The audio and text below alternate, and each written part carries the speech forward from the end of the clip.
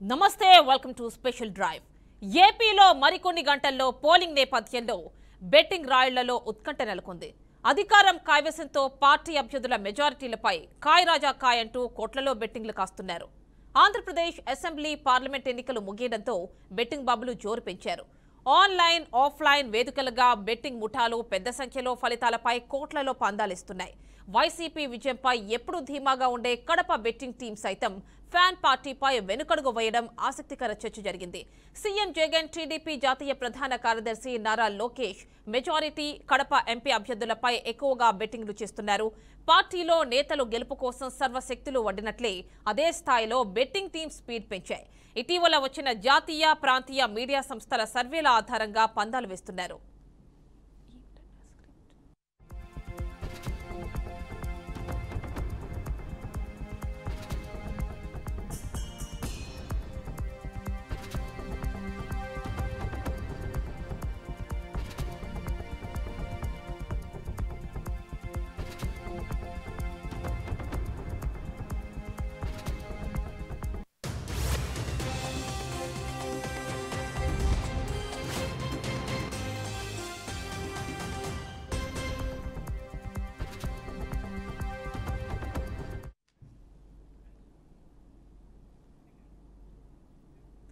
AP ఎన్నికల్లో ఎవరు గెలుస్తారనే దానిపై ఇప్పటికే బెట్టింగ్లు మొదలైపోయాయి.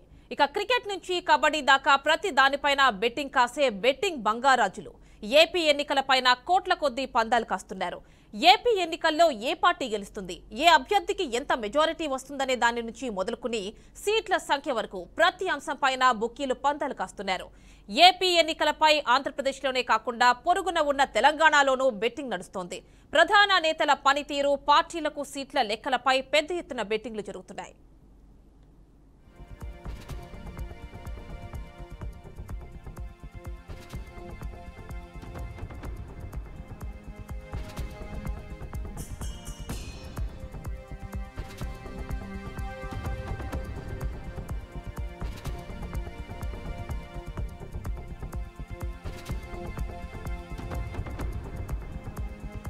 ఏపీ ఎన్నికలకు సంబంధించి ముఖ్యంగా పులివెందుల, పిఠాపురం, కుప్పం వంటి నియోజకవర్గాలపై భారీగా బెట్టింగ్ నడుస్తున్నట్లు టాక్. పిఠాపురం అసెంబ్లీ నియోజకవర్గం నుంచి జనసేన అధినేత పవన్ కళ్యాణ్ బరిలో ఉన్నారు. అలాగే పులివెందుల నుంచి వైఎస్ జగన్, కుప్పం నుంచి మాజీ ముఖ్యమంత్రి నారా చంద్రబాబు నాయుడు పోటీ చేస్తున్నారు. ఈ నేపథ్యంలో ఈ నియోజకవర్గాలపై బుకీలు ప్రత్యేక దృష్టి సారించారు. ఈ నియోజకవర్గాల్లో మెజారిటీపై బెట్టింగ్ భారీగా నడుస్తున్నట్లు సమాచారం. 1,00,000 నుంచి 50,000 వరకు పందాలు కాస్తున్నట్లు టాక్. నారా లోకేష్ పోటీ చేస్తున్న మంగళగిరి పైన భారీగా పందాలు జరుగుతున్నాయి. కోస్తాంధ్ర ప్రాంతంలోనే సుమారుగా 2,000 కోట్ల వరకు బెట్టింగ్ జరిగినట్లు అంచనా.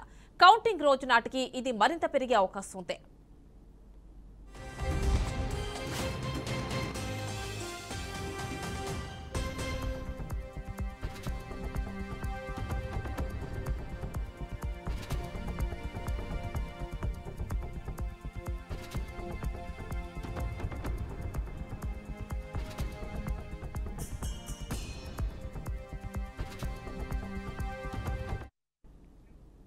మరోవైపు కడప లోక్సభ నియోజకవర్గం మీద కూడా భారీగా పందాలు నడుస్తున్నాయి. కడప ఎన్నికల్లో వైసీపీ తరపున వైఎస్ అవినాష్ రెడ్డి పోటీ చేస్తుండగా కాంగ్రెస్ తరపున అతని సోదరి వైఎస్ షర్మిల బరిలో ఉన్నారు. వైఎస్ వారసుల మధ్య పోటీ జరుగుతూ ఉండటంతో ఈ నియోజకవర్గం పైన సర్వత్రా ఆసక్తి నెలకొంది. అలాగే కేసినేని బ్రదర్స్ మధ్య పోరు సాగుతున్న విజయవాడ లోక్సభ సీట్ పైన పందాలు జోరుగా సాగుతున్నాయి.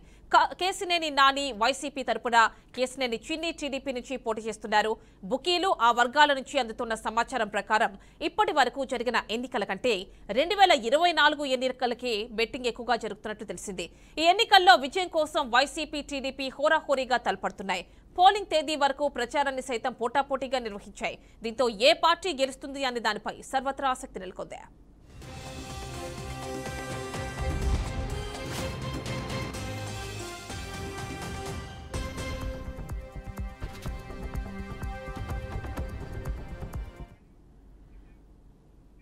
ఇక ఏపీ వ్యాప్తంగా బెట్టింగ్లకు సంబంధించి అమరావతి బ్యూరో చీఫ్ ఏడుకొండలో మరిన్ని డీటెయిల్స్ అందిస్తారు. ఏడుకొండలో చెప్పండి, ఏపీ వ్యాప్తంగా యథావిధిగా ఎప్పట్లాగే ఇప్పుడు రిజల్ట్స్ పైన కూడా బెట్టింగ్ నడుస్తున్నట్టుగా తెలుస్తోంది. ముఖ్యంగా ఎవరైతే స్టార్ నేతలు అంటే ఇటు చూస్తే చంద్రబాబు నాయుడు కావచ్చు, జగన్ కావచ్చు, షర్మిల కావచ్చు, పవన్ కళ్యాణ్ కావచ్చు, లోకేష్ కావచ్చు, వీళ్ళ నియోజకవర్గాలపైనే ఎంత మెజారిటీ వస్తుంది, ఎవరు గెలుస్తారు, ఇలాంటి అంశాలపైన ఎక్కువగా బెట్టింగ్స్ నడుస్తున్నట్టు తెలుస్తున్నాయి. చెప్పండి, డీటెయిల్స్ ఉన్నాయా దానికి సంబంధించి ఏమన్నా?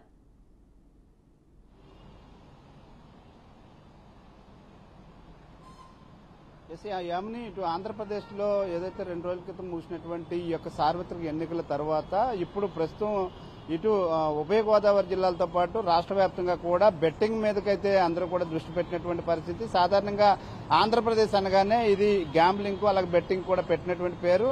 గతంలో ఏదైతే కోడి పందాలు ఏ విధంగా నిర్వహిస్తారో అదే విధంగా ఇప్పుడు ఈ యొక్క అభ్యర్థుల గెలుపు మీద కూడా వాళ్ళని కోడిల్లాగా లెక్కవేసి కోచ్ పందాలు కాస్తున్నటువంటి పరిస్థితి కనిపిస్తుంది. అంటే లక్షకు 2 లక్షలు, 4 లక్షలు, 6 లక్షలు ఈ విధంగా కోచ్ పందాలు అయితే కొనసాగుతున్నాయి. ముఖ్యంగా ఆంధ్రప్రదేశ్లో 6 నియోజకవర్గాల్లో మాత్రం బెట్టింగ్ అయితే జోరుగా కొనసాగుతుంది. అది ముఖ్యంగా పిఠాపురం, అలాగే ఇటు మంగళగిరి, కుప్పం, అలాగే పులివెందుల, ఇటువంటి కొన్ని 6 నియోజకవర్గాల్లో మొత్తం ఈ యొక్క బెట్టింగ్ అనేది జోరుగా కొనసాగుతుంది. ఇదంతా ఒక ఎత్తు అయితే, మరోవైపు ప్రభుత్వంలో ఎన్ని సీట్లు వస్తాయి, ఏ పార్టీకి ఎన్ని సీట్లు వస్తాయి అనే దాని మీద ఒక రకమైన బంధం నడుస్తుంది. మరోవైపు ఏ అభ్యర్థికి ఎంత మెజార్టీ వస్తుందనే దాని మెజార్టీ మీద నడుస్తుంది, గెలుపు మీద నడుస్తుంది.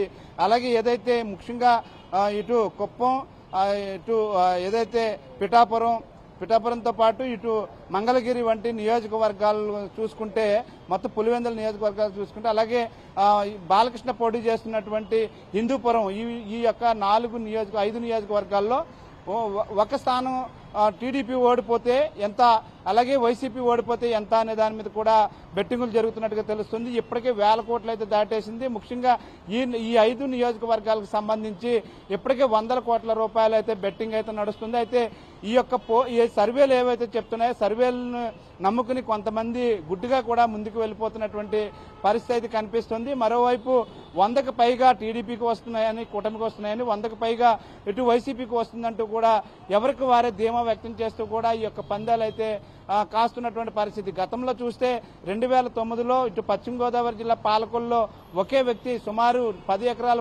ఎకరాల భూమిని చిరంజీవి గెలుస్తాడంటూ కూడా కట్టి ఆయన మొత్తం రోడ్డు పాలన పడినటువంటి పరిస్థితి. ఆ సంఘటనలు చూసినప్పటికీ కూడా బెట్టింగ్ రాయిలు మాత్రం ఎక్కడ కూడా వెనక్కి తగ్గట్లేదు. అయితే ఇప్పుడు ప్రస్తుతానికి ఉభయ గోదావరి జిల్లాలను కానీ కోడి పందాలు ఏ విధంగా జరుగుతాయో దాన్ని మించి ఇప్పుడు ఈ యొక్క పందెం అయితే జరుగుతున్నట్లుగా తెలుస్తుంది. ముఖ్యంగా భీమవరం కేంద్రంగా కూడా చాలా 1000 కోట్లలోనే ఈ యొక్క పందెం అయితే నిర్వహిస్తున్నట్లుగా తెలుస్తుంది. దీనికి సంబంధించి కొంతమంది బుకీలు ఇప్పటికే బుకింగ్ కూడా ఓపెన్ చేశారు. అయితే దీనికి సంబంధించి ఈ పోలీసు నిఘా అయితే మాత్రం ఇప్పటికీ ఇంకా దాని మీద దృష్టి పెట్టవలసినటువంటి అవసరం ఉంది.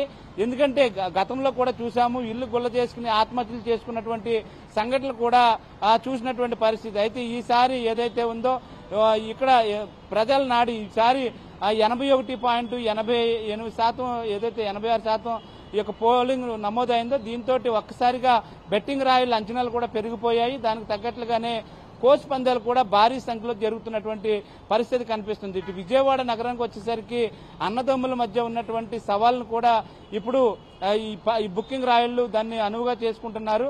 నానికి ఎన్ని ఓట్లు వస్తాయి, అలాగే సిన్నీకి ఎన్ని ఓట్లు వస్తాయి, నాని గెలిస్తే ఈసారి నానికి కేంద్ర మంత్రి పదవి వస్తుందా లేదా, ఈ విధంగా అనేక రకాలైనటువంటి ఎత్తుగళ్లు అయితే వేస్తున్నటువంటి పరిస్థితి కనిపిస్తుంది. మొత్తం మీద చూస్తే ఇటు టీడీపీ పార్టీలో ఉన్నటువంటి వ్యక్తులు ఎంతమంది గెలుస్తారు, ఇటు వైసీపీ నుంచి ఎంతమంది గెలుస్తారు అనేది జరుగుతుంది. మరోవైపు పార్టీలు గనక అటు ఇటు గోల్మాల్ అవుతే ఏ పార్టీ నుంచి ఎవరు వెళ్లిపోతారనే దాని మీద కూడా ఈసారి వినూత్నంగా ఈ యొక్క బెట్టింగ్లు కూడా నడుస్తున్నట్లుగా తెలుస్తుంది. ఎవరెవరు ప్లేట్లు ఫిరాయిస్తారనే దాని మీద కూడా నడుస్తున్నట్లు తెలుస్తుంది. మొత్తం మీద ఆంధ్రప్రదేశ్ మొత్తం మీద అంతా బెట్టింగ్ రాయిలతో అయితే ప్రస్తుతం హల్చల్ చేస్తుందని చెప్పుకోవచ్చు. అయితే దీని మీద మాత్రం ఖచ్చితంగా ప్రభుత్వ అధికారులు, ఇటు పోలీసు అధికారులు ప్రత్యేక నిఘా పెట్టవలసినటువంటి అవసరం అయితే ఎంతైనా ఉంది. ఈ విధంగా చూస్తే రాబోయేటువంటి మరికొద్ది రోజులు ఏదైతే జూన్ 4వ తారీఖున లెక్కింపు సమయానికి ఈ కోట్లు గత ఎన్ని వేల కోట్లకు వెళ్ళిపోతుంది అనేది వేచి చూడాలి. మొత్తం మీద ఆంధ్రప్రదేశ్ అనగానే ఈ బెట్టింగ్ రాయిళ్లకు పెట్టింది పేరు. ఈసారి మరొకసారి దేశవ్యాప్తంగా కూడా అందరూ ఆంధ్రప్రదేశ్లో జరుగుతున్నటువంటి ఈ యొక్క బెట్టింగ్ వైపు అయితే చూస్తున్నట్లుగా కనిపిస్తూ ఉంది యామిని. అంటే ఏడుకొండలు ఈ బెట్టింగ్ల వల్ల వాళ్ళు మాత్రమే కాదు, వాళ్ళతో పాటు వాళ్ళ కుటుంబాలను కూడా రోడ్డు మీదకి తీసుకొచ్చేస్తున్నటువంటి పరిస్థితి చూస్తున్నాం. మరి దీనికి సంబంధించి బెట్టింగ్ అంటే బుకీలపై ఎలాంటి యాక్షన్ తీసుకుంటున్నారు పోలీసులు? అదేవిధంగా ఎవరైతే ఈ బెట్టింగ్స్ కి దానిలో ఇంట్రెస్ట్ చూపిస్తూ బెట్టింగ్స్ కాస్తున్నారో వీళ్ళకి ఎలాంటి అవేర్నెస్ కల్పిస్తున్నారు? అలాంటి వారిని ఏమైనా ఐడెంటిఫై చేస్తున్నారో పోలీసులు?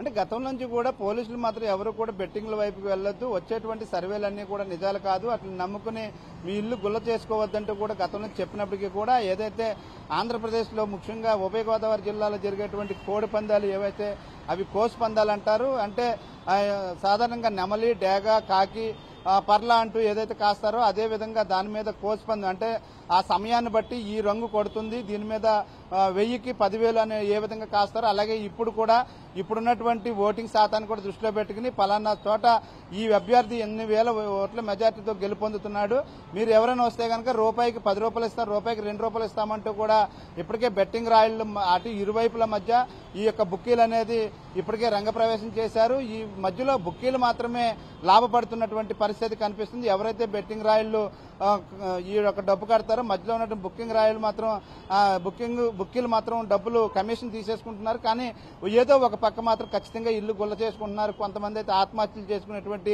సంఘటనలు కూడా గతంలో చోటు చేసుకున్నాయి. అయితే దాన్ని కూడా దృష్టిలో పెట్టుకుని పోలీసులు ఎంత అవేర్నెస్ చేసినప్పటికీ కూడా ఈ యొక్క ఏదైతే జోదానికి అలవాటు పడిన వారంతా కూడా ఇప్పుడు సరికొత్త జోదం ఏదైతే ఉందో 5 సంవత్సరాలకు ఒకసారి వచ్చేటువంటి ఈ జోదం వైపు అయితే మాత్రం ఎక్కువగా మొగ్గు చూపుతున్నటువంటి పరిస్థితి. అందరూ కూడా కోట్ల రూపాయలు వెచ్చిస్తున్నటువంటి పరిస్థితి. ఇప్పటికి సాధారణంగా మన దృష్టికి వచ్చినటువంటిది ఒక బైక్ మెకానిక్ ₹1,00,000 అప్పు చేసి ఈసారి వైసీపీ ప్రభుత్వం వస్తుందంటూ కూడా కట్టినటువంటి పరిస్థితి కనిపిస్తుంది. ఈ విధంగా అంటే ఈ విధంగామైనటువంటి చిన్న చిన్న వ్యక్తులు ఏ రోజుకి ఆ రోజు కూలి పని చేసుకునే వ్యక్తులు కూడా ₹1,000 అప్పులు చేసి ఈ యొక్క బుక్కీల బారిన పడుతున్నారు అటువంటి సంఘటనలు కూడా చోటు చేసుకుంటున్నాయి. అయితే రేపు ఏదైనా గోల్మాల్ జరిగితే ఆ డబ్బులు కట్టలేక ఇక్కడ ఇంటిలోనూ పూర్తిగా భార్య బిడ్డలకు తిండి పెట్టలేక పడేటువంటి అవస్థల వల్ల ఆ ఒత్తిళ్ల వల్ల కూడా ఆత్మహత్యలు చేసుకునేటువంటి పరిస్థితులు కూడా ఉన్నాయి. అయితే ఇటువంటిలన్నిటి మీద కూడా పోలీసులు ప్రత్యేక దృష్టి పెట్టి దాన్ని ఉక్కుపాదంతో అనసవలసినటువంటి ఆవశ్యకత ఎంతైనా ఉంది. అయితే ప్రస్తుతానికి ఏదైతే గతంలో ఇద్దరు వ్యక్తుల మధ్య జరిగేటువంటి ఈ యొక్క బుకింగ్ ఏదైతే ఉందో ఇప్పుడు మధ్యలో ఒక బుక్కే అనే ఒక బ్రోకర్ కూడా సిద్ధమయ్యి బ్రోకర్ లాభపడుతూ వీళ్ళని రెచ్చగొడుతూ కూడా వారికి ఏదైతే దొంగ లెక్కలు చూపిస్తూ అంటే సాధారణంగా ఒక వ్యక్తికి ఇచ్చేటువంటి ఒక లెక్క మరో వ్యక్తికి మరో లెక్క ఇస్తూ కూడా ఇద్దరిని కూడా గోల్మాల్ చేస్తూ ఖచ్చితంగా ఇద్దరిని కూడా ఈ యొక్క రంగంలో ఈ యొక్క రొంపులోకి దింపుతూ కూడా వారి ఇల్లులు అయితే గుల్లలు చేస్తున్నటువంటి పరిస్థితి అయితే ఆంధ్రప్రదేశ్ వ్యాప్తంగా కనిపిస్తుంది. ఈ సంస్కృతి ఇప్పుడు ఇతర రాష్ట్రాలకు కూడా పాకుతున్నటువంటి పరిస్థితుల్లో ఆంధ్రప్రదేశ్లో ఈ ఒక బెట్టింగ్ మాత్రం ఖచ్చితంగా కళ్ళు వేయవలసినటువంటి అవసరం ఎంతైనా ఉంది. యామిని, అంటే ఏడుకొండలు అంటే ఇప్పుడు బుకీలు ఎవరైతే బెట్టింగ్స్ కాస్తున్నారో వీళ్ళు మాత్రమే కాకుండా మధ్యలో బ్రోకర్స్ కూడా రంగప్రవేశం చేశారంటున్నారు. వీళ్ళదే మొత్తం అంతా కూడా కంట్రోల్ అంతా వీళ్ల చేతుల్లోనే ఉంది అంటున్నారు. మరి వీళ్ళని ఎందుకు ఐడెంటిఫై చేయలేకపోతుంది పోలీస్ యంత్రాంగం?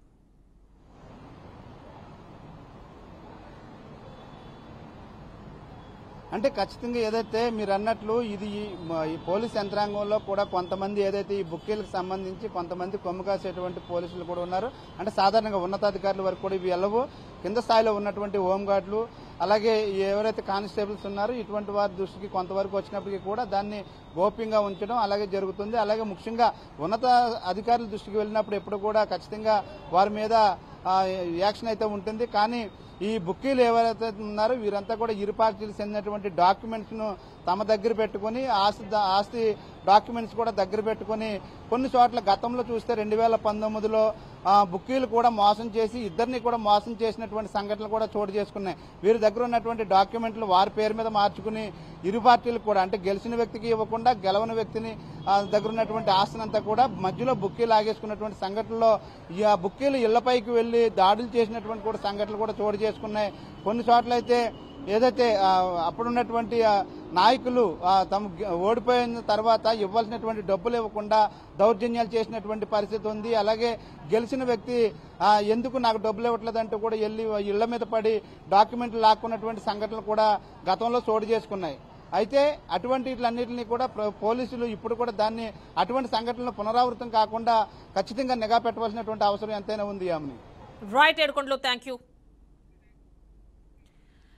అది కౌంటింగ్ కావచ్చు, పోలింగ్ కావచ్చు, కాదేది బెట్టింగ్ కి అనర్హం అన్నట్టుగా ప్రతి దానిపైన కూడా బెట్టింగ్ కాస్తున్నారు. సో బెట్టింగ్ కి సంబంధించి ఇది BRK news special drive. Stay tune to BRK news Telugu సత్తా.